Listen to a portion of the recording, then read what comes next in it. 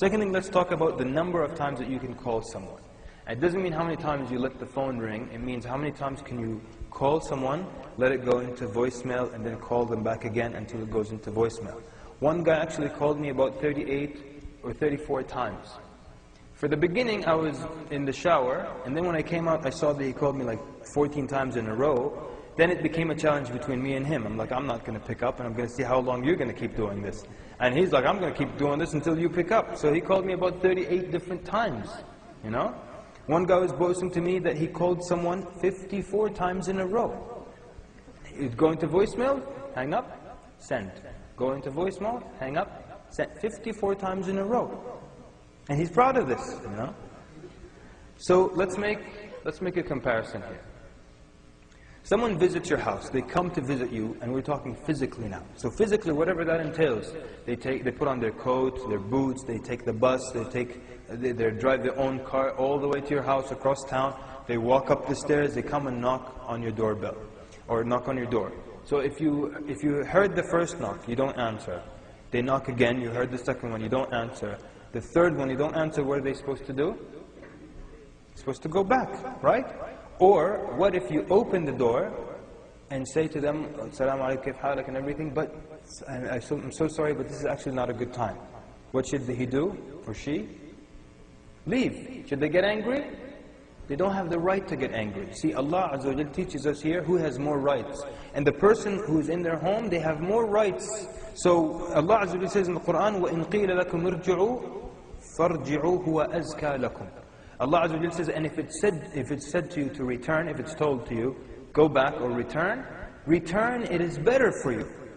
This is the rule here. If someone tells you go, and this is not a good time, you go back, you go back. Or if you knock 3 times and no one answers, you start to go back. And meaning that it's enough to believe that they heard the first knock and second and third, and no one answers, then it's time for you to turn around and go back. Then you all know the narration of Umar radiallahu anhu when the man knocked on his door 3 times, he didn't open. But he opened a while later. When he opened the door, the man was way over there because he was following the sunnah. So you don't get angry with someone. One, they were being very honest with you. You should appreciate the fact that they're that honest with you. And which means that there's some level of closeness between you. Because most people now, if you were a stranger, they'd be too embarrassed to tell you that. But the fact that they told you that, they're honest with you. The fact that the two of you now are doing a sunnah that's a forgotten sunnah. So you don't get angry whatsoever. Allah Azza wa Jal says, go back, it's better for you. That means it's better. So this is what's supposed to happen. So this is someone who is physically all the way got to your house, and you have the right to not answer them, and you have the right to turn them back. What about someone who just simply hits a few buttons, and he enters into the middle of your home? Your phone is in your living room, your bedroom, it's ringing. This person, by pushing these buttons, makes this noise in the middle of your house, not just at your door. He might be with his family, with his children, and now you're disturbing him in the middle of his home. If he decides to not pick up, it's totally up to them. You didn't even go through the effort of changing and driving over to their house. If you went through the effort, you don't have the right to get angry. Let alone if you just push a few buttons. If they don't answer, that's their right. You don't have the right to get angry. And you can make excuses for people. Maybe the person was sick, and it happened. Maybe he's in the restroom. Maybe he forgot the phone in his car. Anyone here forget your phone in the car? It happens so many times. You leave your phone in the car, you go upstairs. If someone calls you, you come back, you find like 5, 6 missed calls. It's possible. So maybe he left the phone in his car, or maybe his battery died and he left the charger at work, so he won't have it for another 12 hours or what have you. It's all possible. Maybe he lost the phone. Seek excuses for people. But most people, they don't seek excuses for you, and they start to get upset. So you find if you lose your phone or you leave it in your car and you come back, you find like 4 or 5 messages from the same person. And you listen to the voicemail message, and every time you see the message, you keep getting angrier and angrier. First message, Assalamu alaikum, hey, kayf halak, it's me, Ali, give me a call. Okay. Second message, hey, it's me, Ali, give me a call, I called you, man, give me a call back. Third message, yeah, I've been calling you for the last 3 minutes, you still haven't answered my call. Type, wait a little bit, leave one voicemail and state your message, and that's it. But people just keep getting angry, and then they accuse you. Maybe you hate them, maybe this and that, maybe you ignore them. But actually, maybe I did ignore you. I have the right to ignore you if I want to. I'm not forced or compelled religiously to answer your phone call. But you know, people sometimes they lost these mannerisms of visitation.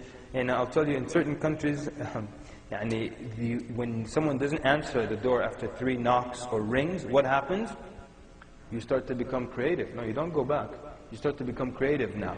So then they start to find little stones, and they start to throw them at your windows.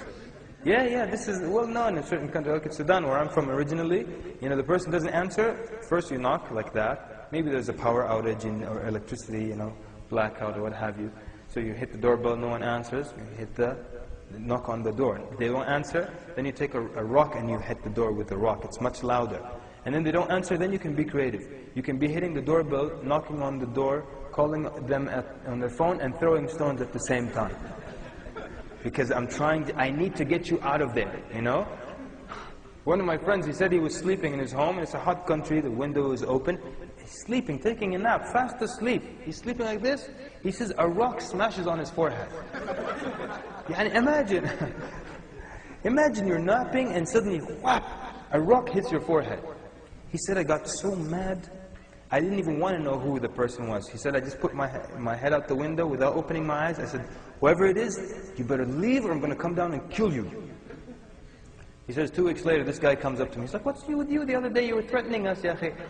Ya akhi, look at this guy. Allah concealed his identity and he exposes himself.